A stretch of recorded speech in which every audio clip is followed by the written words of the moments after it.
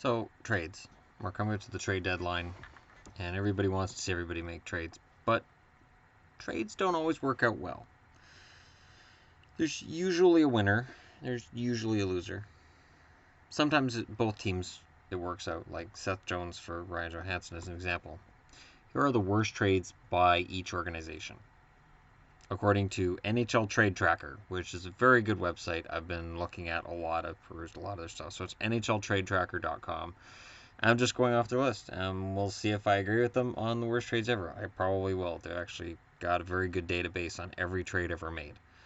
Jean-Sebastien Giguère goes to Anaheim in exchange for Matt Pettinger going to Calgary.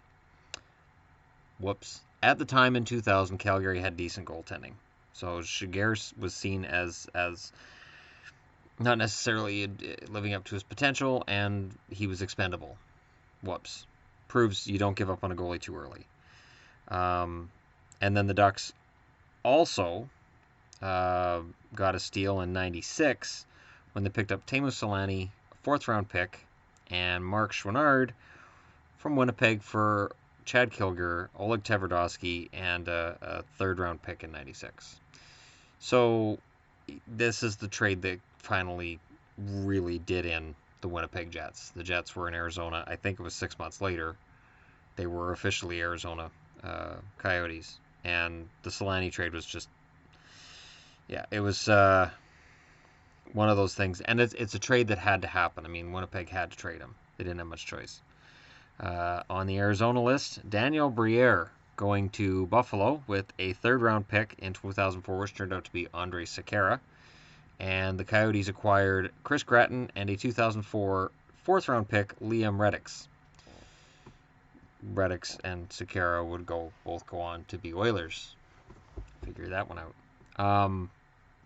Yeah, that's one of those deals where Briere was greatly underutilized by the Coyotes and by their coach at the time, Wayne Gretzky.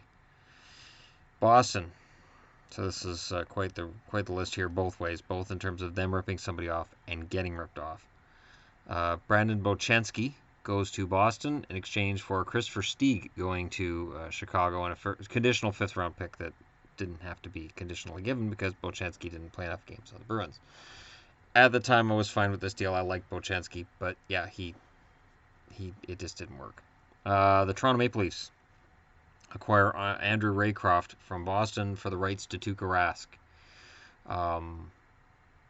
Just leave that there. That was in 2006. The Bochenski deal was 2007. So see, while Boston was ripping off Toronto, Chicago was ripping off Boston. In 86, Cam Neely and a 1st-round pick that became Glenn Wesley were traded by Vancouver for Barry Peterson. Whoops. Barry Peterson, who'd had 100 points as a Boston Bruin. I understood what Vancouver was doing at the time. They needed help down the middle. And Neely wasn't developing into the star player they felt that he could be, and Boston made him be that player.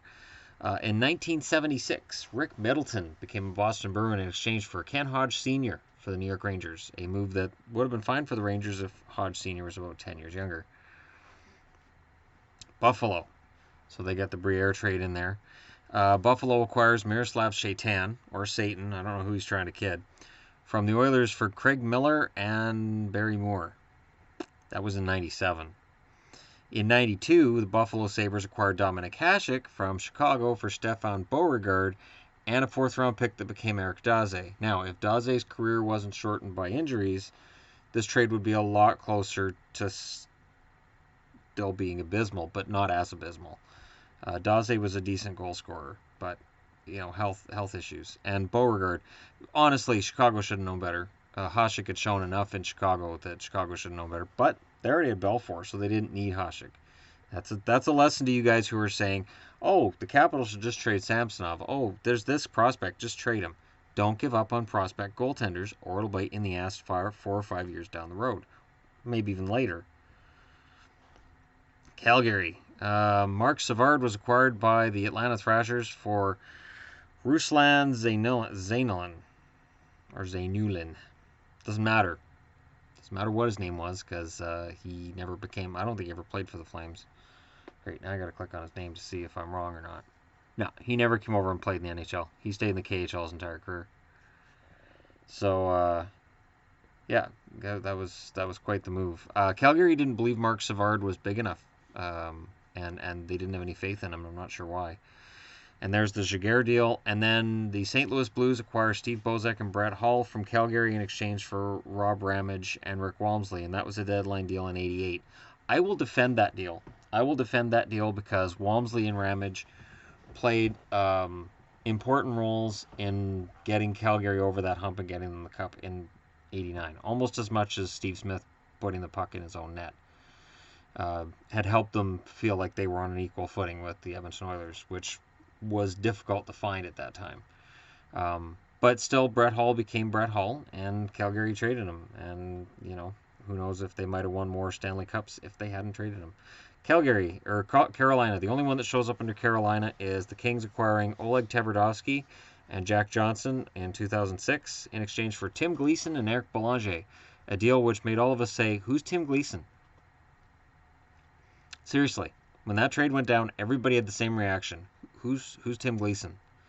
At least everybody around here had that reaction. Tverdovsky and Johnson, really solid in terms of Tverdovsky being solid on the blue line and Jack Johnson having the potential to be decent, and then he got moved around as well. He went to Columbus. Tverdovsky. So in the first case, he is traded from Anaheim to Winnipeg in a lopsided deal for Anaheim. Then he gets moved to the Kings in a lopsided deal against Carolina. So he was good in the one and bad in the other. In the end, Tverdovsky, decent top four defenseman. It's not a horrible trade for Carolina, and they did win the Stanley Cup the year before that. So the Stanley Cup was the year before that, because it's September 2006 that one went down. Chicago. We've got Bochenski. My dad always used to say Chicago. Bochenski deals there. The Hasek deals there. In 2005, Chicago acquires Eric Malash and Patrick Sharp for Matt Ellison and a third-round pick for the Flyers that would become Ryan White. So, yeah, Chicago wins that deal. And Sharp, again, the Flyers had Sharp, and they just didn't seem to know what they had with him because they traded him away. Colorado. No trades exist for this selection. Awesome. Columbus. No trades exist for this selection. Dallas trades Yanni Niinimaa and a fifth-round pick that became Andrew Conboy to Montreal for Mike Ribeiro and Matthew Tassoni, who was a sixth-round pick in 2008. So Montreal gets fleeced here, except they got rid of Ribeiro. So I'm not too sure about this being a worse trade for Montreal there, because Dallas was stuck with Ribeiro. I know he scored a lot of points, but he's Mike Ribeiro. So I think that's a wash. Detroit Red Wings. They got Chris Draper from the Winnipeg Jets for future considerations. $1. Literally $1. Chris Draper, who was on their third, fourth line when they won a lot of Stanley Cups, and he was a big part of that. Maltby and Draper were two guys that just sort of ended up there. St. Louis acquires Paul McLean and Adam Oates from Detroit for Bernie Federko and Tony McKegney. And Detroit fans just went, pardon? Yeah, this was in '89 before a lot of viewers of my channel would have been around. Yeah, Adam Oates goes to St. Louis, and McKegney and Federko. Again, if this trade had been made a decade earlier, it might have been awesome. But Federko was done, and McKegney was pretty much done as well. Paul McLean went on to, some very good totals in St. Louis, and Adam Oates was Adam Oates. The other trade is from 1971, so this is even before my time, when Wayne Connolly and Gary Unger were acquired by the Blues for Red Berenson and Tim Ecclestone. I looked up all their careers just to get some kind of a perspective on this, and I don't know. It's there. It's on the list. I don't know. Edmonton. Chris Pronger is acquired by the Oilers from St. Louis for Eric Brewer, Doug Lynch, and Jeff White-Witka. And I remember when that trade went down in 2005 that there was some perception that St. Louis should have got more for a guy who won a Hart Trophy. But it was Chris Pronger, so he would screw over the Oilers soon enough. So as much as that trade looks lopsided and is on the list, I don't think Oilers fans are necessarily crowing a lot about it because the Pronger deal actually made them worse in the long run. Because then, of course, he had to leave. I'm going to Anaheim. My wife doesn't like it here. I thought I liked it in Edmonton, but my wife said I don't, so I'm leaving. So the Florida Panthers trade Dan Boyle to the Lightning in 2002 for a fifth-round pick, Martin Tuma. It's not the Tuma. Anyways, 2000, Ole Jokinen and Roberto Luongo are acquired by the Florida Panthers from the New York Islanders for Oleg Kvasha and Mark Parrish. Yeah, there's going to be some trades in here that are from Mike Milbury. Mike Milbury. Honestly, I could probably load up Mike Milbury's trades and have some fun with those, and I may at some point. Because we're getting close to the trade deadline. That's why I'm doing this. Worst trades by the Kings. So they've got the Tverdovsky and Johnson deal, which was one they won. When it says worst trades, this basically means most lopsided. It's worded wrong. It's just say most lopsided trades for these teams. The LA Kings acquire future considerations in 1998 for Kimmo Timonen and Jan Vopat to Nashville. Yeah, Kimmo Timonen, no big deal. Played over 1,000 games. Decent defenseman. In 1997, the Kings acquire Glenn Murray for Eddie Olczyk. Again, Olczyk going to the Penguins might have been great when Olczyk was in his prime, but he wasn't. And Glenn Murray, I love that kid, man. Glenn Murray was just awesome. His whole career I pulled for him. I rooted for him. Didn't matter where he played. In 1983, the LA Kings acquire Brian Engblom, who is now an analyst, and Ken Houston. And all Washington got in return was Larry Murphy. Whoops. You know, the guy I complained about wasn't in the top 100 of all time. If you haven't watched that video, you should watch it because it's fun. Nope. Wild. Minnesota. No trades exist for this selection. So Minnesota, not a big deal. Montreal, they have the Guy Lafleur trade, which was kind of a big deal. Him and Francois Lacombe were acquired by Montreal and cash. So it's like the Montreal GM goes, we're going to need some money. Okay, this is just some kid out of juniors. I don't know. We'll give you our number 10 draft pick. Okay, because 1 and 10, the only difference is a 0, and a 0 equals nothing, so I'm sure it's the same. That number 10 pick would be Chris Odlofsson, who would go on to play in Vancouver soon after California had had enough of him.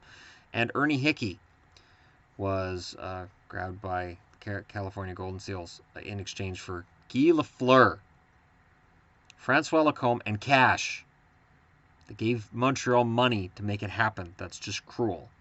The other deals for Montreal shown up here are, of course, the Mike Ribeiro deal I discussed earlier, and from 2009 Montreal fans, they've got it here, Tom Pyatt, Scott Gomez, and Michael Busto for Pavel Valentenko, Ryan McDonough, Doug Janik, and Chris Higgins.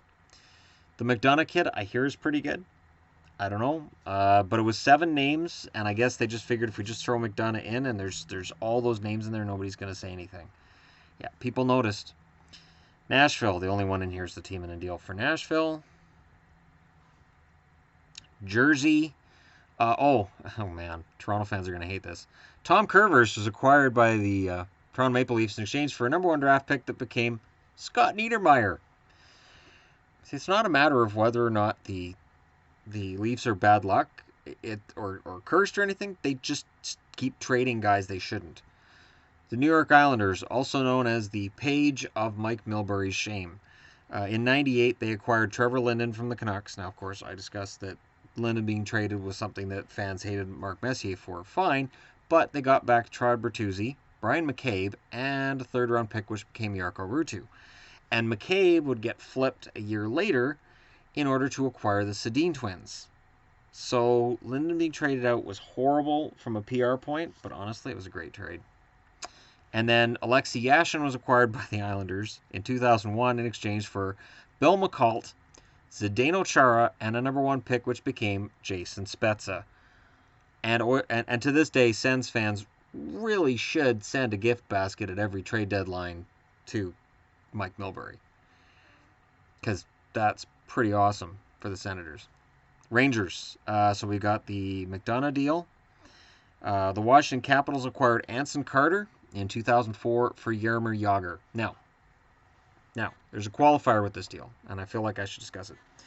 Jagr was playing really poorly in Washington, wasn't playing up to his deal, and was getting booed out of the city. So the Anson Carter deal made sense because Carter was viewed as a 30-goal scorer, a guy on his way up, and Jagr was viewed as a player whose best days were behind him 13 years ago. In 19...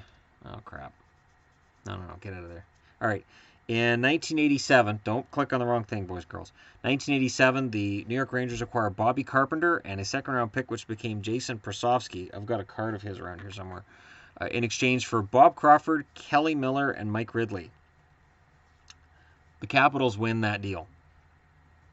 So they robbed each other. And then they show the Ken Hodge Sr.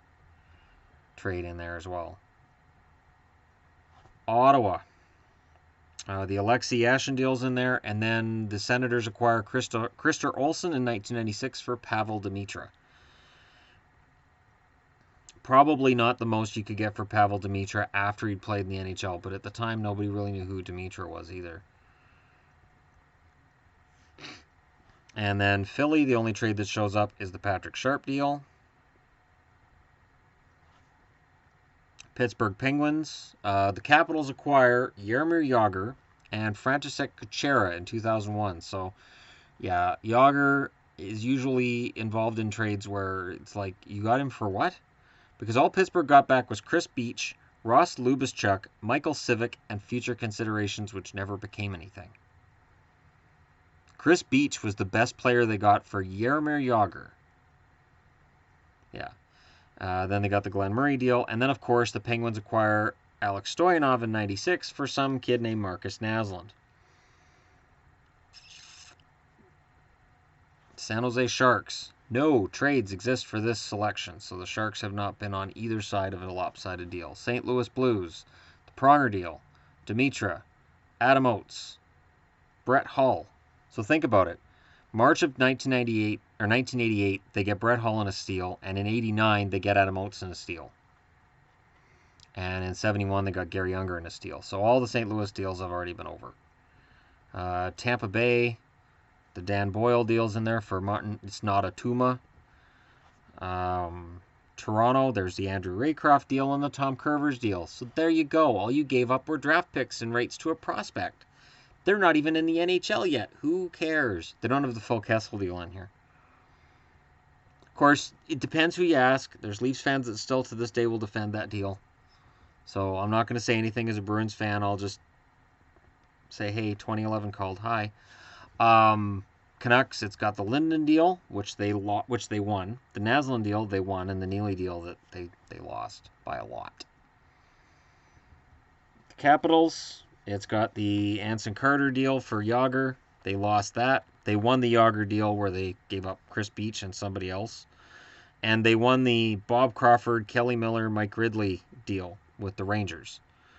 And then, of course, they won the deal with Larry Murphy for Ingblom and Houston. Winnipeg Jets. The Jets... lost in the Solani deal. That's the old Jets, though. That's not the current Jets. And then Chris Draper, they lost. And again, that's the old Jets, not the current Jets. Yeah, nothing for the Colorado Rockies, which is weird because they had Lanny McDonald, and I don't think they got full. Yeah, no trades for the Kansas City Scouts either. About the Minnesota North Stars, nothing. All right, so there's the lopsided deals according to NHL Trade Tracker. Let me know if there's any others that you guys have seen that aren't listed here. I know there's others. I know I can probably go through all these books and find others. And remember, trade deadline, you got to be careful. Because if you sell low, you look really, really bad later. And giving up on prospects seems to be the most egregious error teams make at the deadline. And the second error teams make at the deadline is taking a guy who's a veteran and who looks like their best days are behind him and just give him up. Really can come back to haunt you later and make you look really bad. Don't forget to like and subscribe if you're browsing your way through. And yeah, let me know what you guys think in the comments below. Which trades are not in here that should be, and which ones do you think maybe aren't as lopsided as this site claims. Thanks for watching.